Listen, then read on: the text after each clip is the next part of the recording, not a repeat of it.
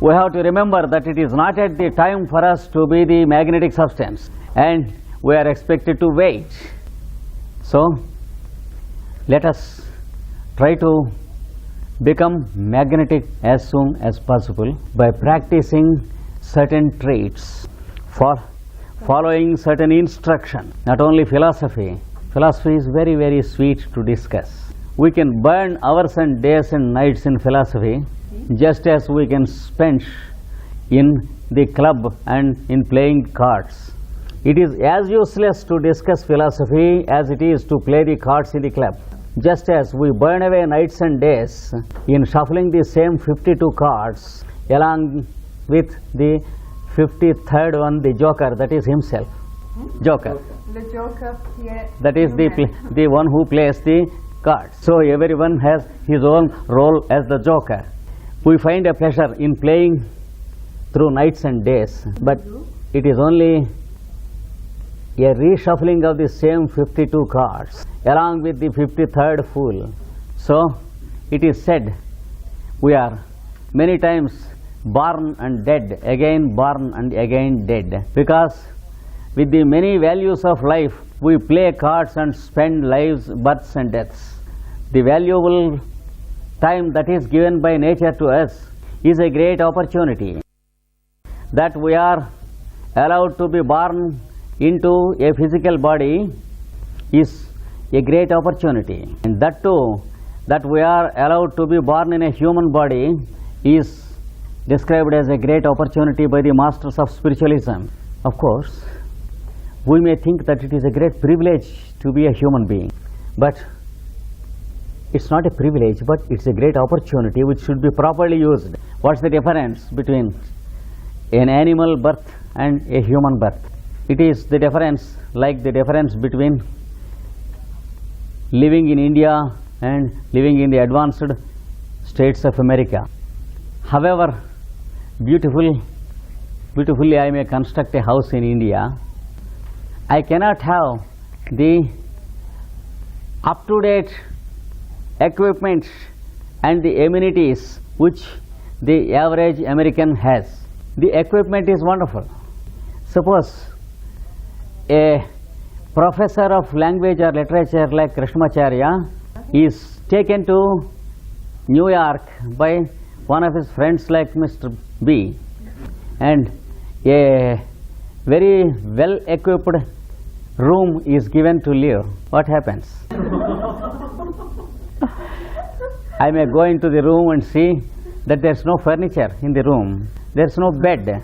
Yes, I just look for a few minutes and then go sleep on the bare floor. Next morning I go and meet Mr. B. Hello, good morning. He asks, how did you sleep? For etiquette I say fine. Et pour être bien éduqué, je dis très bien. After 4 or 5 days, he comes to my room and says, why the room is like this? I say it is like that. Je dis, elle est comme ça. He asks me, where do you sit? I show the floor. Then with great concern he asks me, where did you sleep? I say bare floor. Then he presses a button. Alors, il appuie sur And a folding chair comes from into the wall. et une chaise de diable tombe du mur. He smiles, sit down there. Il me dit, asseyez-vous. And then he presses another button and a folding bed comes out with something attractive on the bed. And he says, this is yours along with the contents.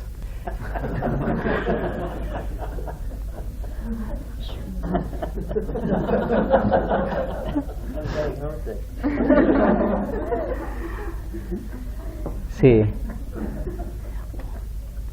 many of us, whether we belong to India or America, we are using the most sophisticated mechanism of the human being in the same way as Dr. Krishnamacharya uses in USA. Many of us, unfortunately, even the Americans do not know how to use their physical body. Yes, let it be the American or the Russian or the Israelite or the Muslim. he is not trained into the science of his own existence. Just as Krishnamacharya has seen the buttons and he slept for 3 days on the bare floor, so the average human fellow is sleeping on the bare floor of his ignorance, not knowing the nobility of the gifts given to him in the form of the human body. We do not understand how noble the one who has given us these things, how he never minds his unworthy gifts, making valuable gifts to unworthy fellows like us. Many of us live in this body and die in this body without using the many gifts.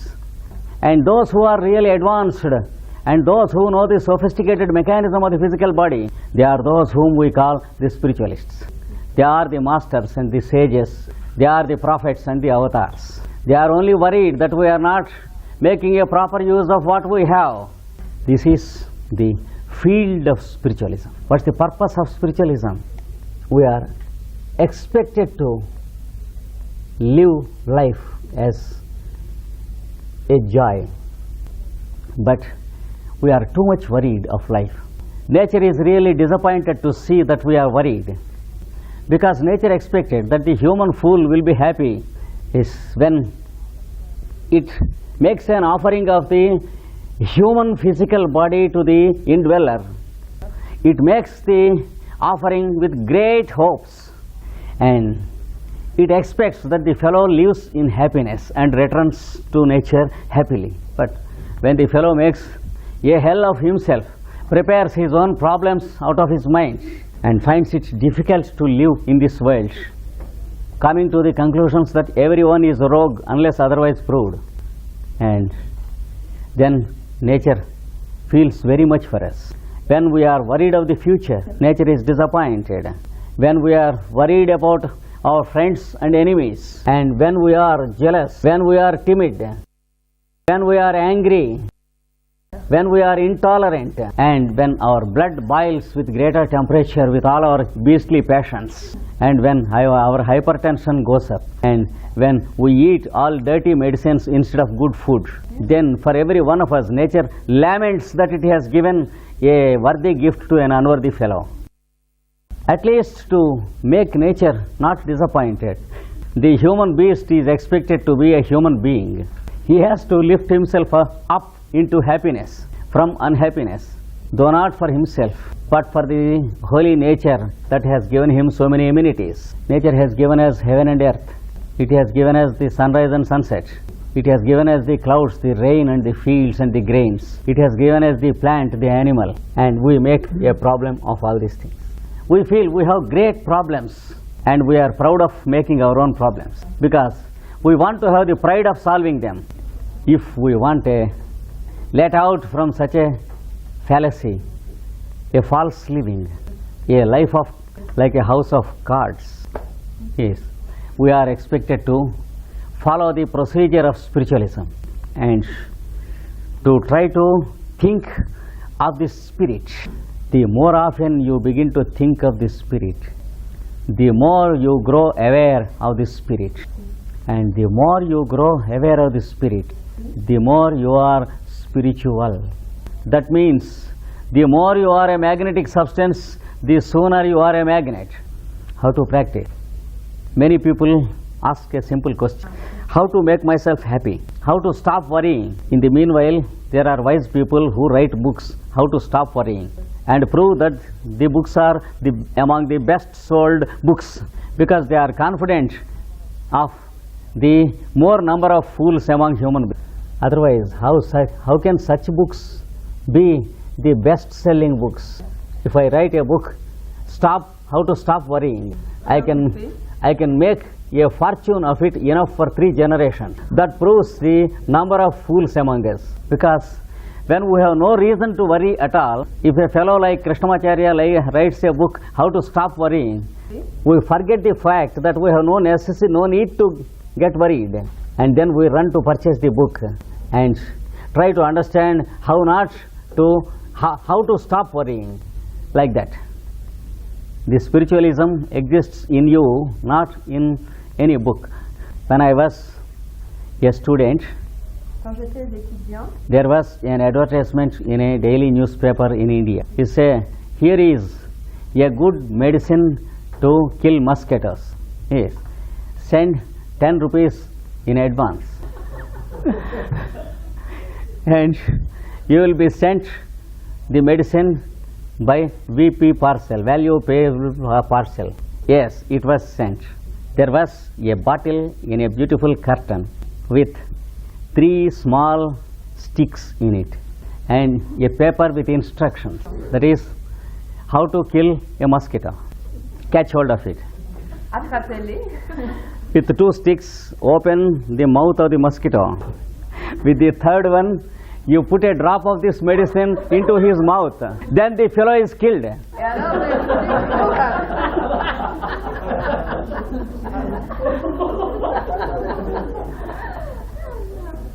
Yes.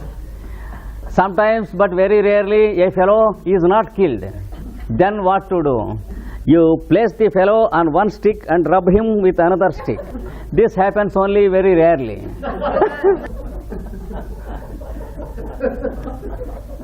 So, the fellow who tries to read and follow the book, How to Stop Worry, is not wiser than the fellow who purchased the mosquito medicine.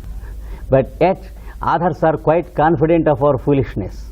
They go on writing such books and throw on the society and prove themselves successful. Time and again, again and again, they are successful. But we have a realistic procedure, a practical procedure, which is a solid truth. It is simple. It is more simple than the life of a complicated fellow. But many people feel it compulsory to lead a complicated life.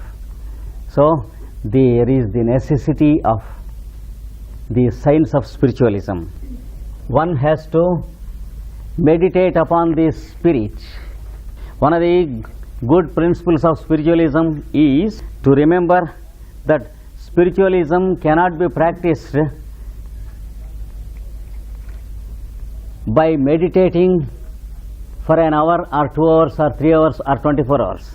If I sit down for 1 hour in my room and shut myself in and sit tight upon spiritualism, try to concentrate upon spiritualism, I cannot get spiritualism. The more concentration I do upon the idea of spiritualism, the more headache I get. So we have to follow a systematic way, a practical way. Now, Patanjali and other authors give us how to practice spiritualism.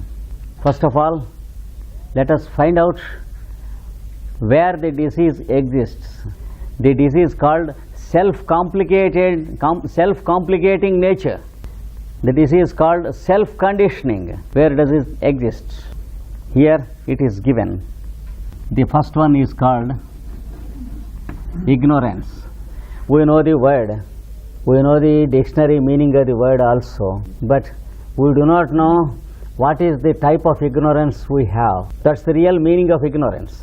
If we know it, we cannot call it ignorance. That is what the authors of the scriptures warn us. It is inevitable, incorrigible ignorance because we do not know how it is working upon us. If we know, it ceases to be ignorance. Suppose I say, I know what ignorance is. That means I do not know anything at all. Otherwise, how can I call it ignorance still? Now, let us find out how ignorance works upon us. Patanjali defines it like this.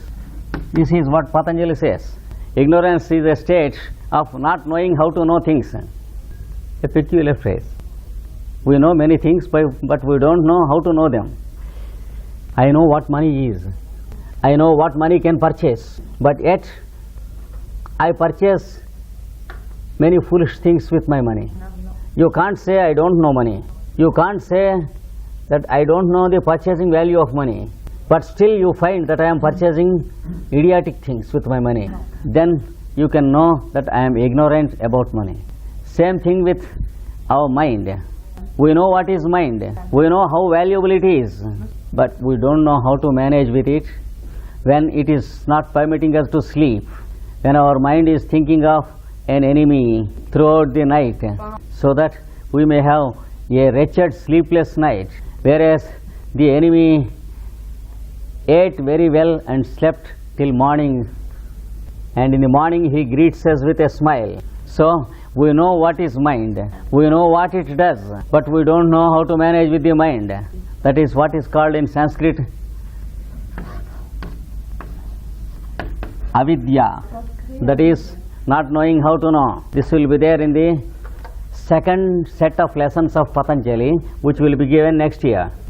We should know how to use our own things. I know what the eyes are meant for. The eyes are meant to see things. I know the capability of the eyes and eyesight.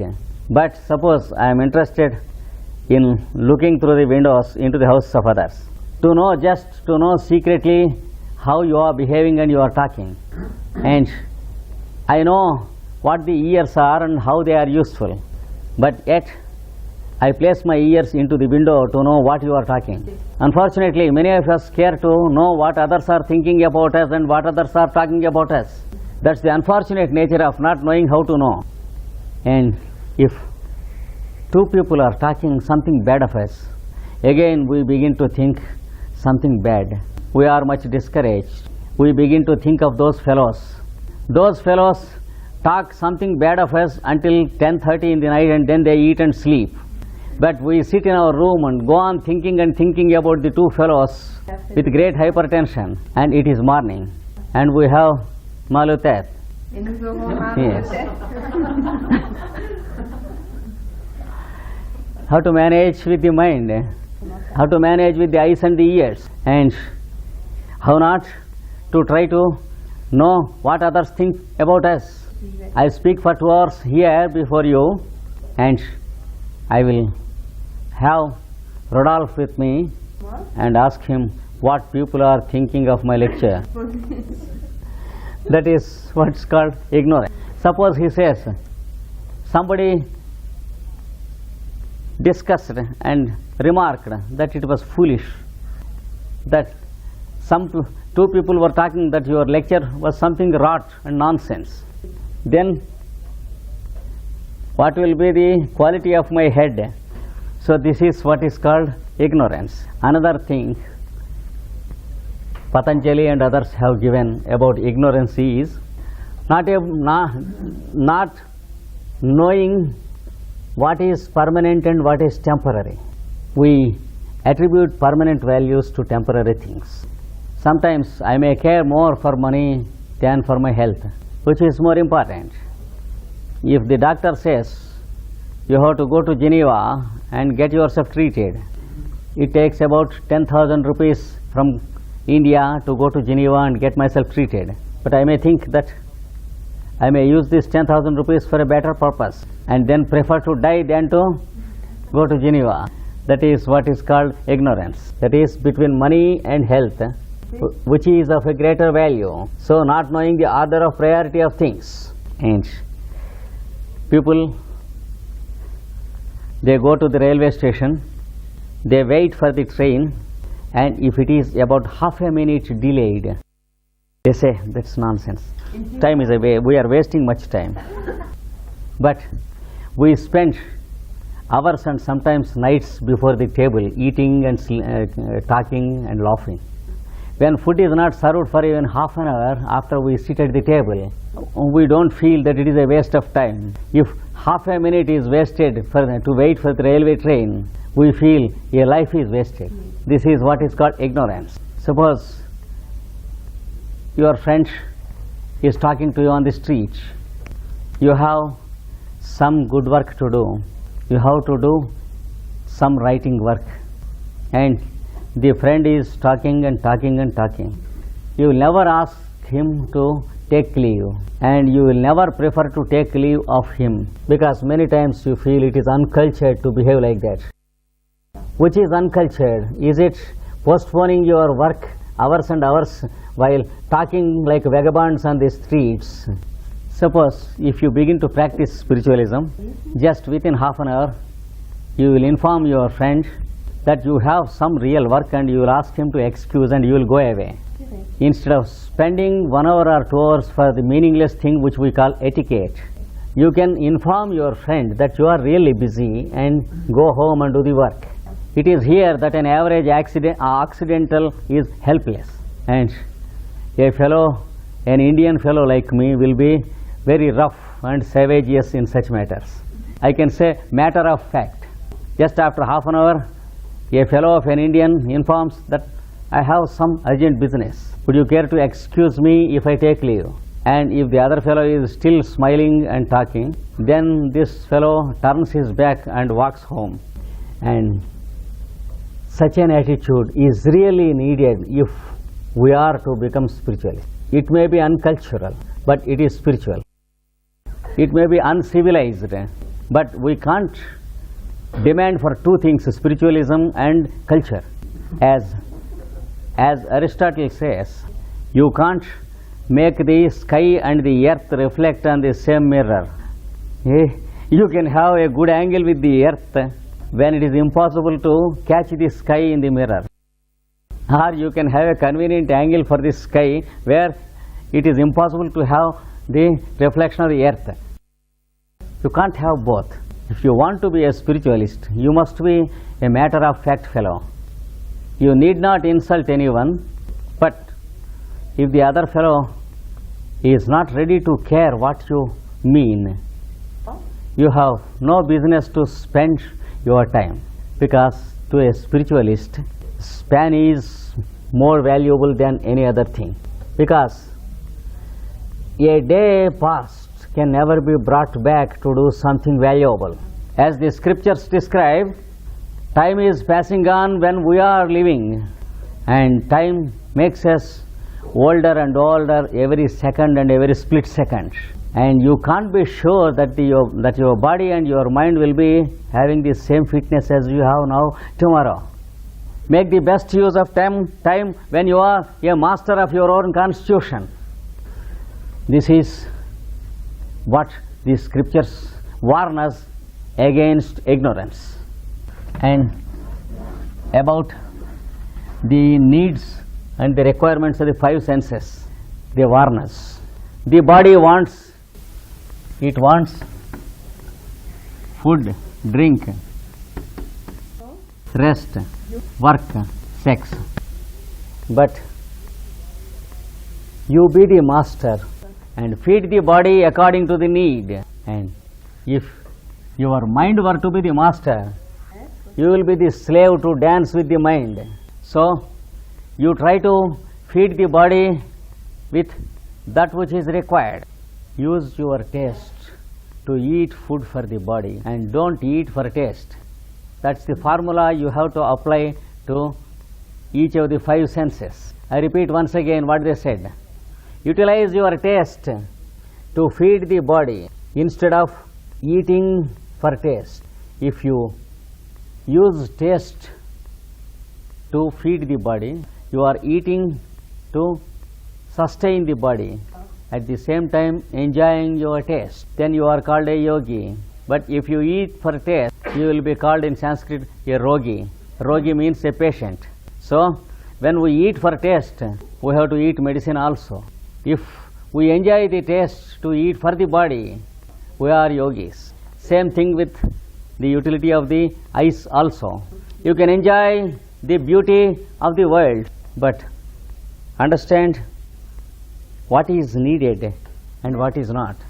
You can listen to good music, and you can enjoy good art paintings and pictures. You can enjoy good perfumes. So you can make use of your nose, your eyes, your ears, your tongue, and your sense of touch. That is what we call enjoying the sex. You can